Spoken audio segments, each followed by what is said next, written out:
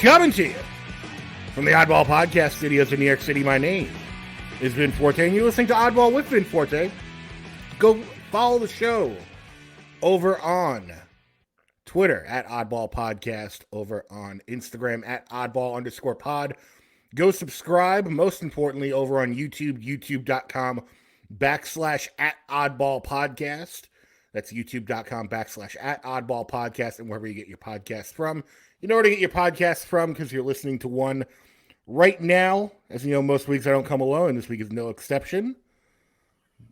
That's why if we can get him up here. There we go. Oh, brother O-Fam. What's going on, brother? What's going on? Nothing much. How are you? Oh, man, trying to get it together, man. It's my favorite part of the year, bro. It's spring, man. You know what I mean? Shout out to Bismarck. It's spring again. Rest in peace. It's good. Yeah, man. Yo, listen. Everybody knows it's good. It's something about this time of year. That first day of like, oh, I don't have to put a jacket on. It just right, like you almost don't even like. I didn't know spring had begun until I just walked out one morning and was like, oh, it's 60 degrees now out of nowhere. Yeah, beware because this is the time also, especially on the East Coast, where like. Winter and spring fight like Bloods and Crips. So it'd be like 70, 50, 70, 50, and then it'd be 70, 80. You know what I mean? Then you'll have one day where it jumps to 90 and it really screws everything up. Oh, yeah. Everybody's sick the next day. And people are getting kind of sick. We'll start things off. People are getting kind of sick of this man. Let's jump right into it. We can get the right slide up here. Giving you a little preview of what's to come. Here we go. This man. This is what we're talking about. Nick Saban testified before Congress, sitting next to Ted Cruz, firmly against the NIL. He recently retired from his position as head coach in Alabama because he did not like the direction that college football is going. What happened to the game I loved is basically what he said. And he's a big old hypocrite. Now, to be fair, he did make a couple small, there were a couple nuggets of truth in what he was saying before Congress about how there should be, protections in place for students with NIL.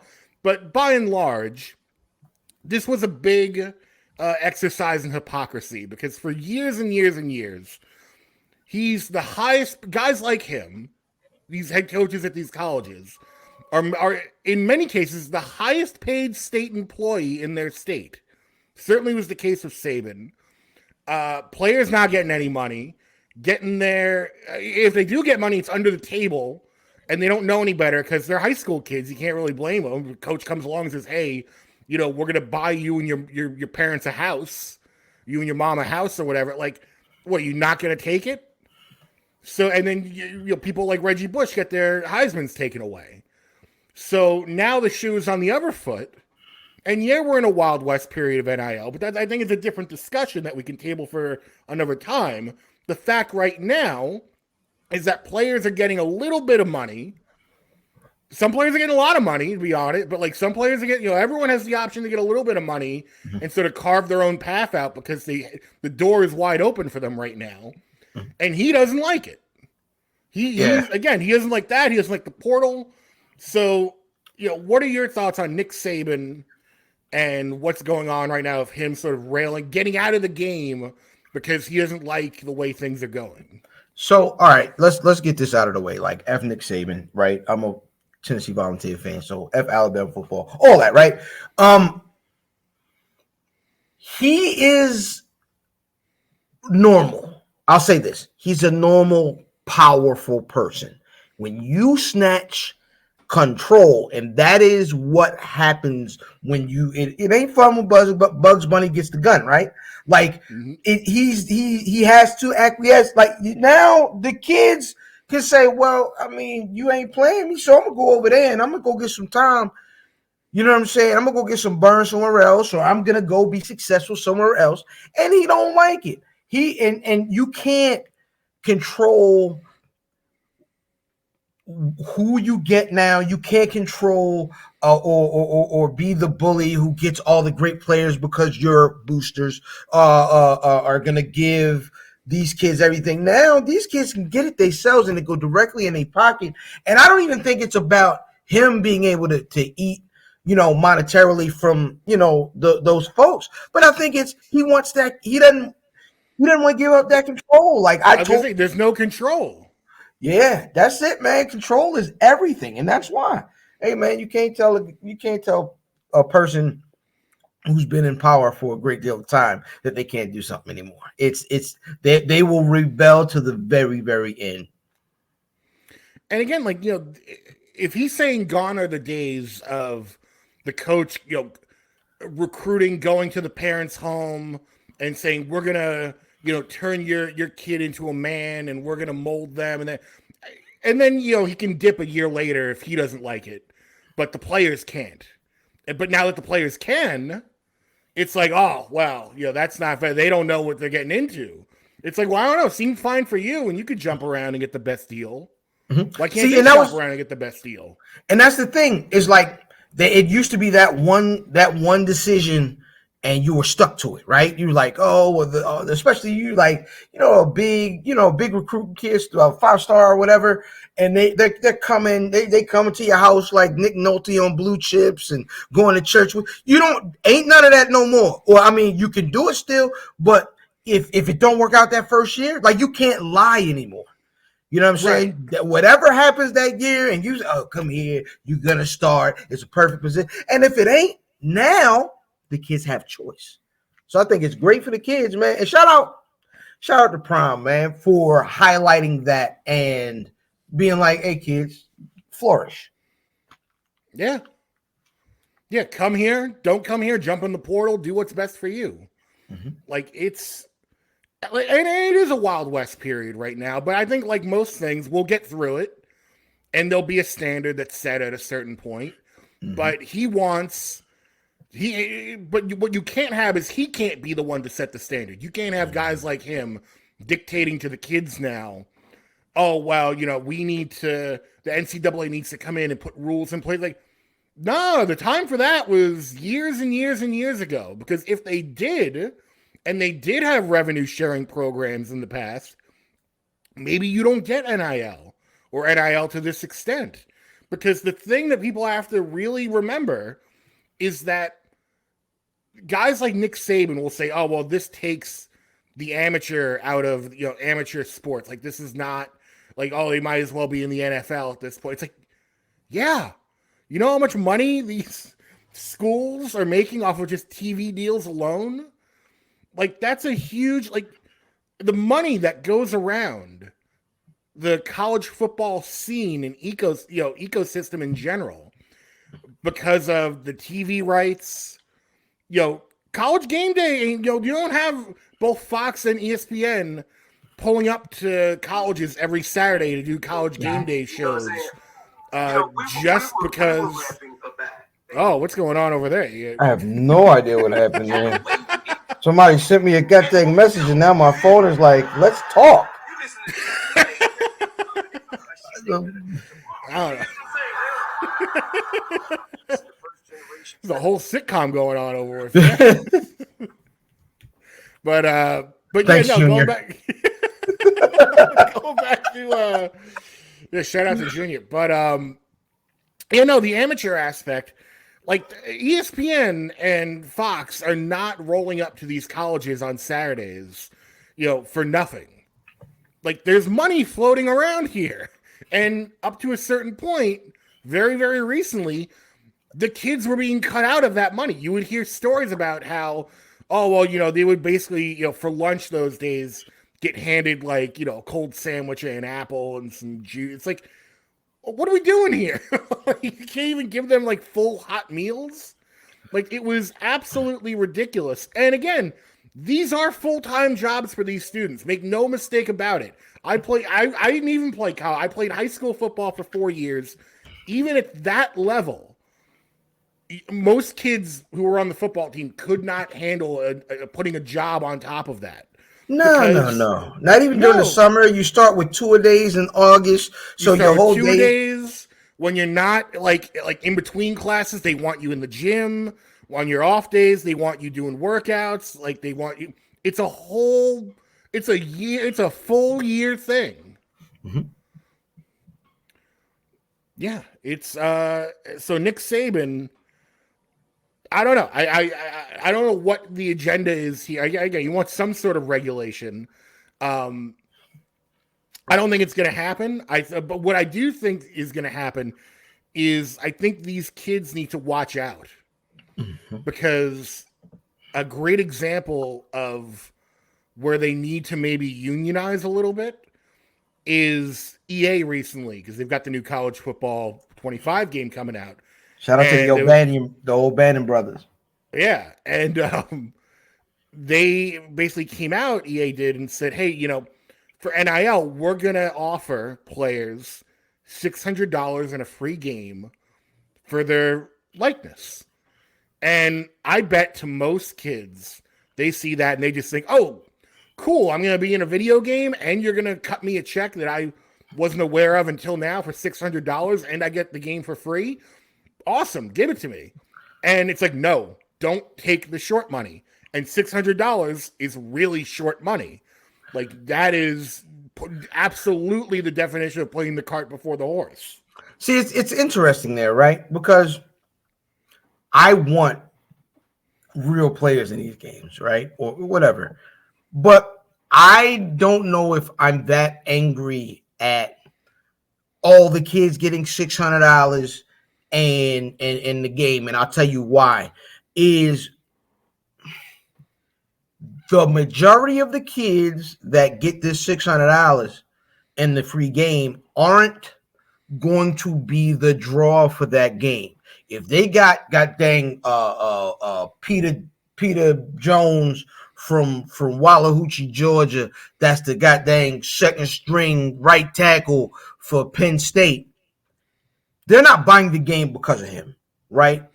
No. And so what's going to realistically, the amount of players that play that game or people that buy that game isn't going to be able to fund an era where, you got the cover athlete that, you know what I'm saying? Like, the cover athlete is going to be the draw, and maybe he should get, some coins. But that goddamn, there's no way that Wally Webster from goddamn, you know what I'm saying, San Angelo should be able to get the same bread. So I think they should be able to kind of regulate it. Like, if no, I see what you're saying there. I would only push back and say they should have a union.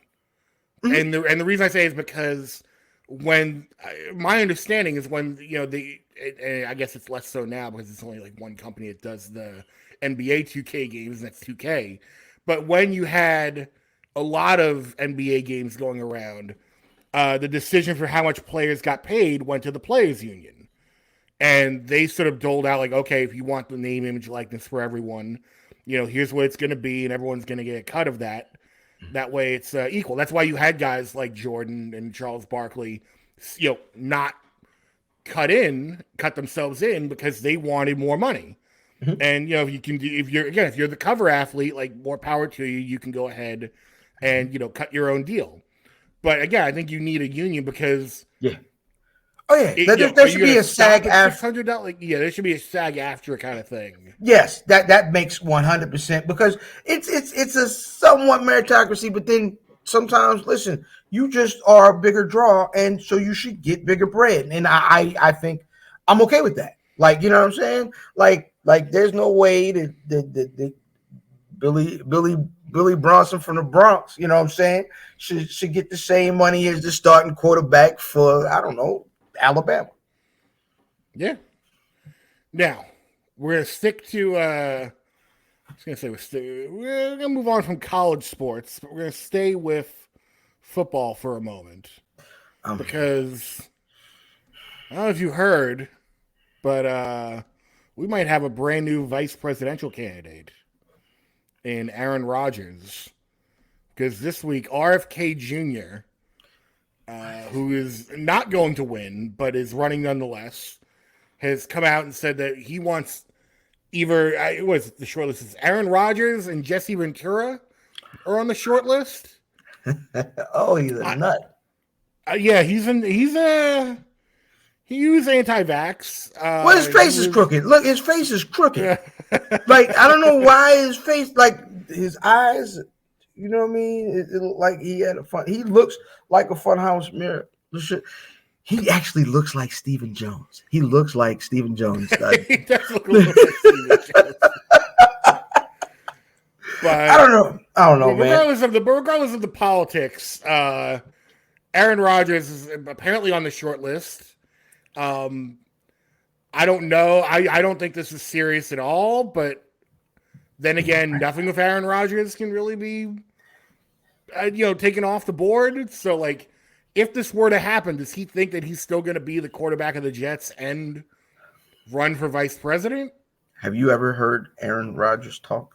He is the most arrogant football player. I listen to Cam Newton all the time. Aaron Rodgers is the most arrogant football player I've ever heard speak. If there's someone who believes they can be the vice president and the quarterback of a mediocre football team, maybe not even mediocre, it's Aaron goddamn Rodgers. I think Aaron Rodgers. That's what I'm saying. Yeah, he definitely thinks he can do it. He thinks he can do it. Apparently they. Because I was reading up on this yesterday, and they wanted to get like a comment from him on it, but I think he's like on another ayahuasca retreat. Is that the silent deal? No, that was the. Oh God, what do you call it? That was something else. I forget what it was called. I don't know if it was just called. Shout out to Lovely. Retreat. Yeah, is she doing a silent retreat? No. You said it was something else. Keep going though. I'm sorry. Oh, okay. Okay. But yeah, I don't. Again, part of me doesn't want this to be true because it's stupid, and I'm a Jets fan, and like he's got to stop because he's the same guy who was going on McAfee all year and being like, we got to cut the noise out. Anything that's not football related, we got to nip it in the bud, and you can't we got to clear it up, and then. All the stuff happened this year that happened with him. Yeah, bro, you are the noise. Right, he is the noise. And now, like, if he's going to be a vice presidential candidate, so now like, world news outlets are going to be showing up to Hofstra to cover, preseason practice. Like, what are we doing here? Hey, Aaron Rodgers, you just got the best protection you can get in Tyron Smith in front of you. Just play football this year. It'll be fine.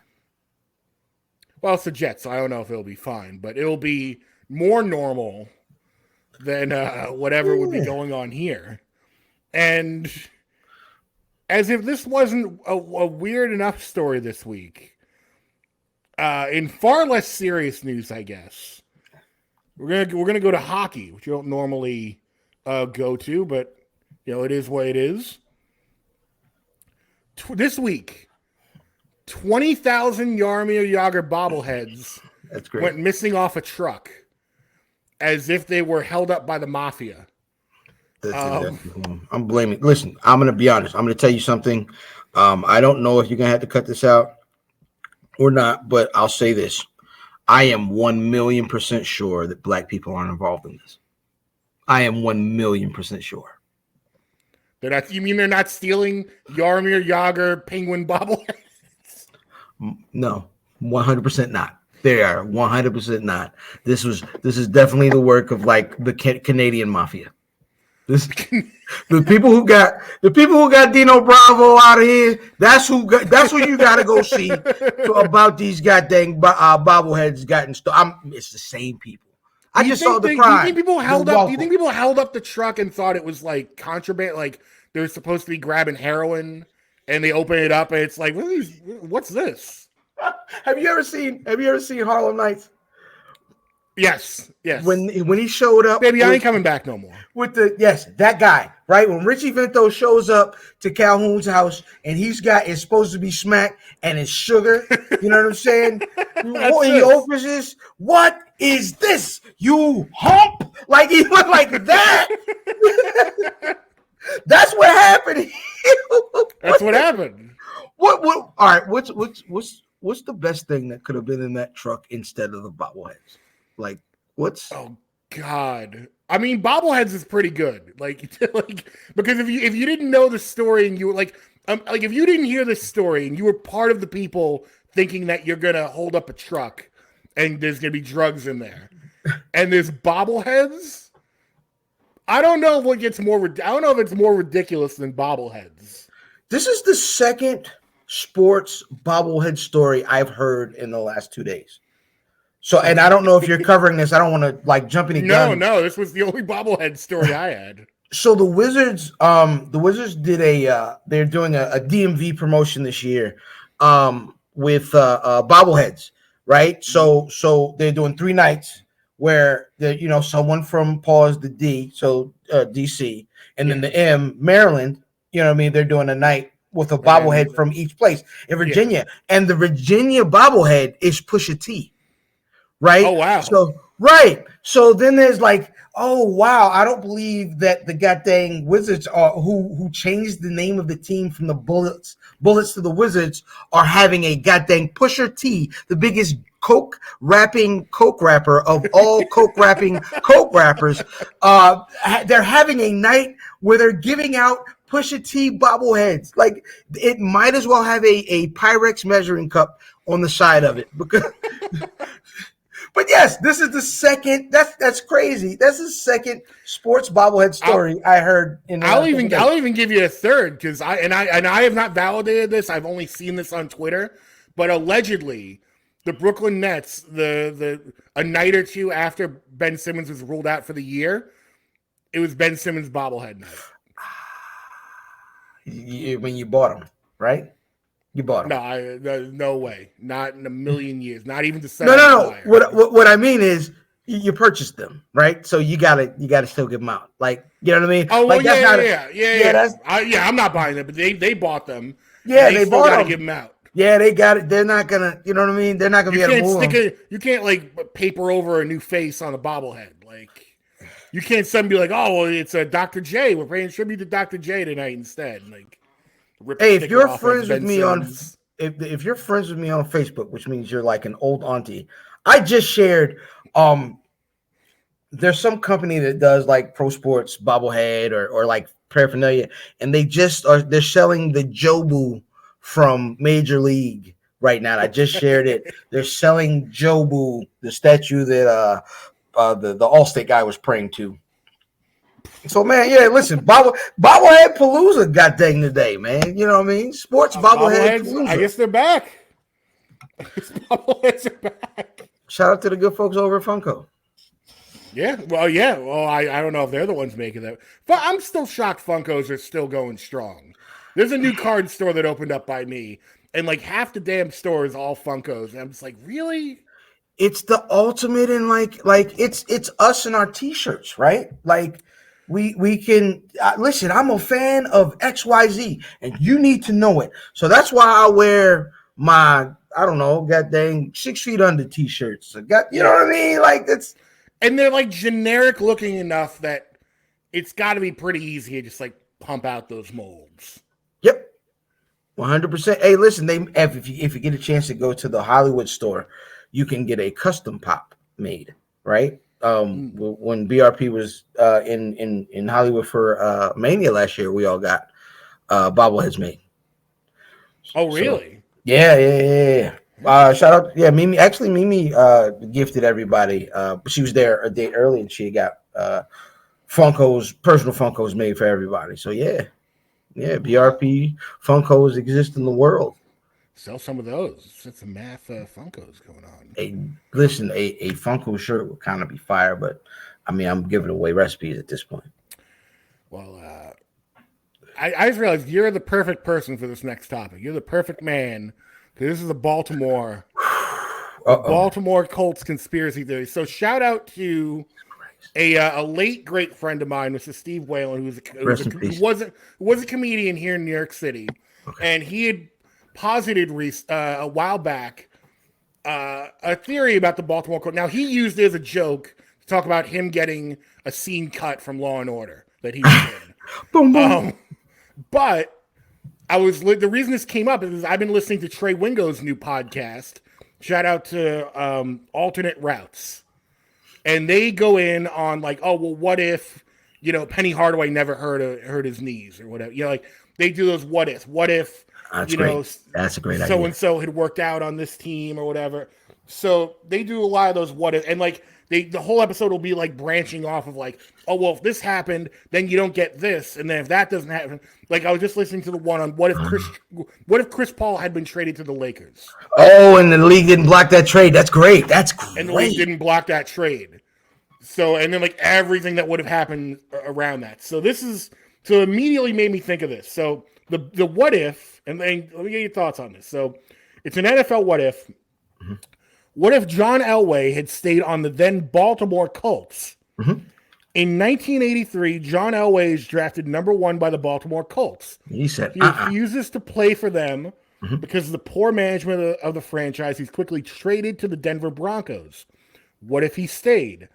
1, the Baltimore Colts become a highly successful franchise with probable multiple Super Bowl appearances, and they never move to Indianapolis. The Browns never moved to Baltimore, and under the supervision of Bill Belichick, become a dynasty. Wow.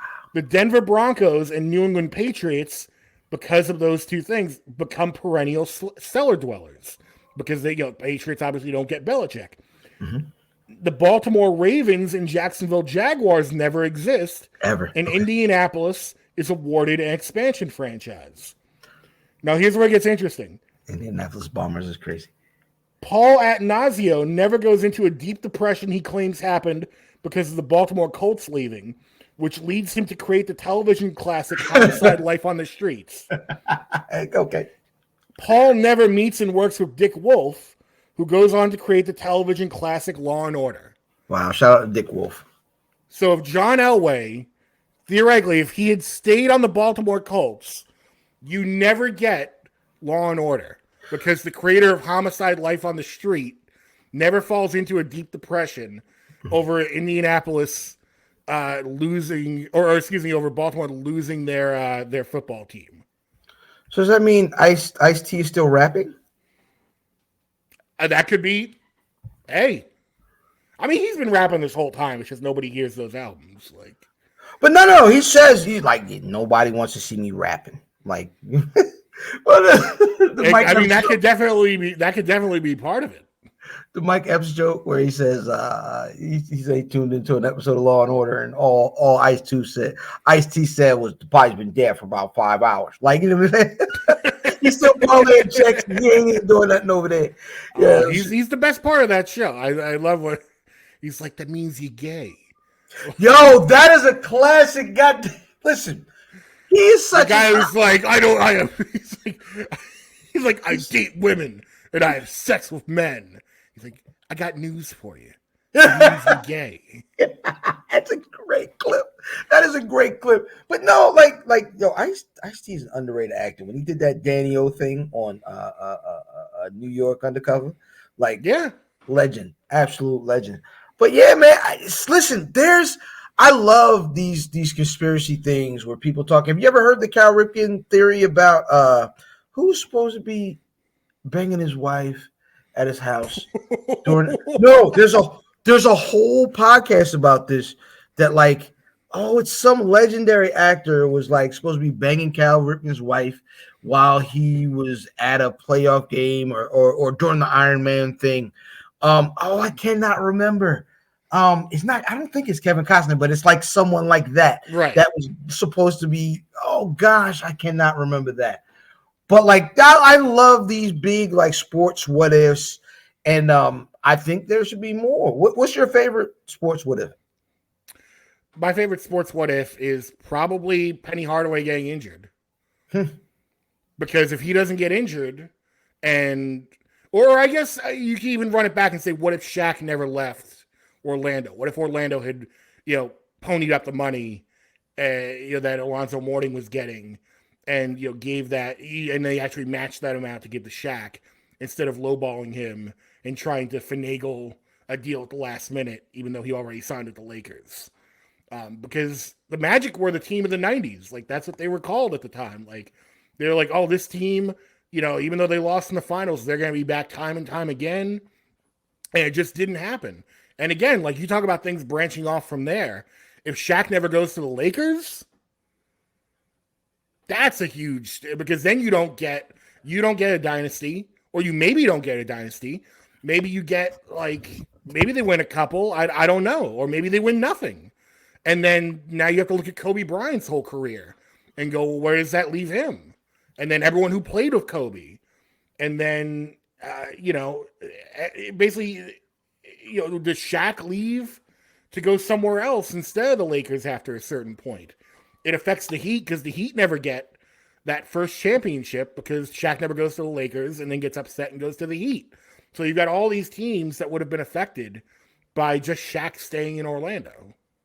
Yeah, I would say for me, and I feel like this is I mean, it's one of those deals where it's my team, so I love, this is how I think. But there is a period of time toward the end of Ray Lewis being Ray Lewis in football that the Ravens were going to trade him. They weren't going to pay him XYZ, and I remember they were like putting microphones in his face at the Pro Bowl, and the rumor was Ray was going to go to the Dallas Cowboys. And this is when I believe DeMarcus Ware was still there. Can you imagine a DeMarcus Ware, Ray Lewis led defense?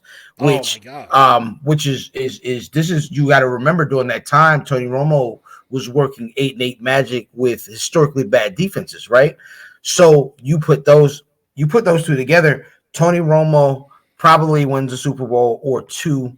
Dak Prescott doesn't get the job, right? Because remember Dak got the job from Tony Romo because he had that collarbone injury, and then Dak came in and threw no interceptions. And so Dak may be playing for someone else right now. And there's a whole lot of things that could happen off of like Ray coming to Dallas and changing things up. Yeah, God, we should just do next time you're out, we should do a whole episode and pick like a couple what ifs. Yeah, I'm down. I'm definitely down. But again, shout out to Trey Wingo and Kevin Frazier and their podcast Alternate Routes, because by the way, good stuff. You haven't listened to it.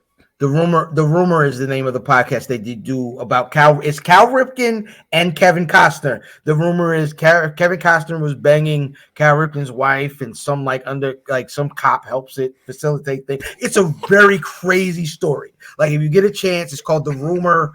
Cal Ripken, Kevin Costner. I swear to you, Google it. I need to look that up. But we're going to end on a completely different note. We're going to do a cool down topic. I went into a wormhole of looking up this candy the other day that I had not really forgotten about, but it always sort of been there. And I got to thinking, is Big League Chew the best gum?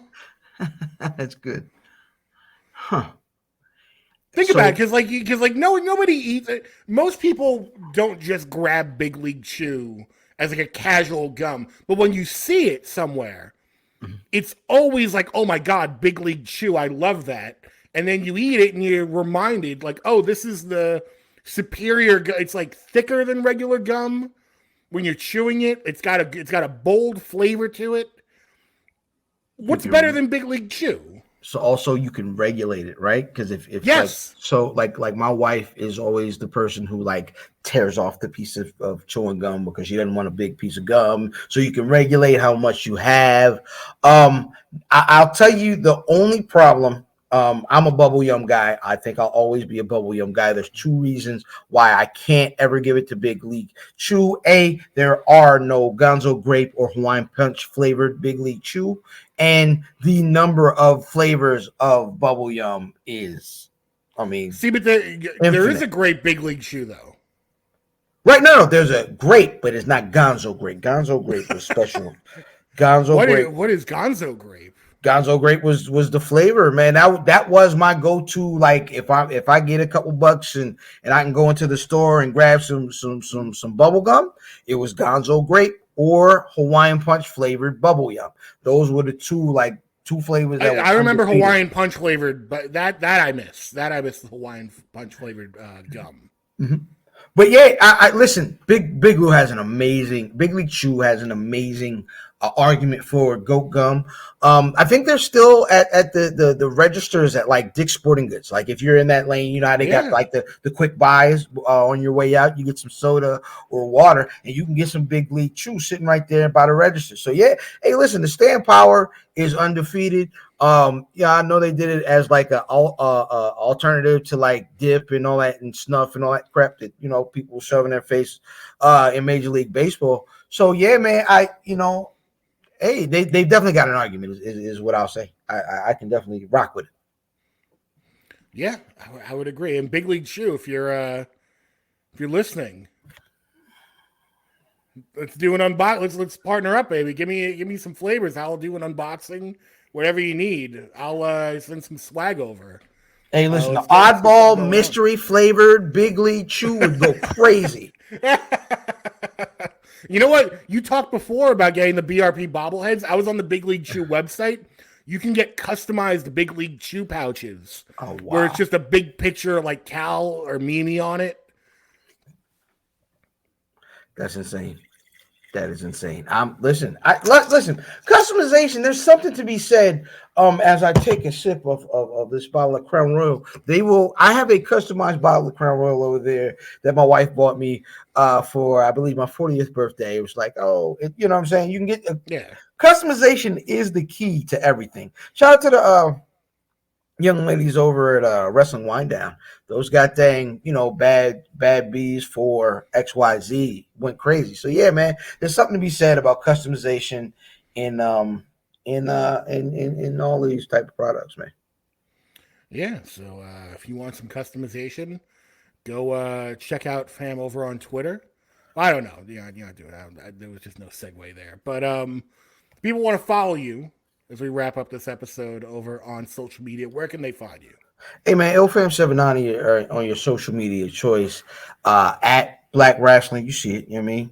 There you go. It's WrestleMania season. Get the it's merch, that season. pay the Patreon. Tis the season. Tis the goddamn season. LFam790, your social media choice on as a podcast. And Brew Albano, you know what I mean? All that. Thickety Dragon Steamboat, Pod Sham Pod.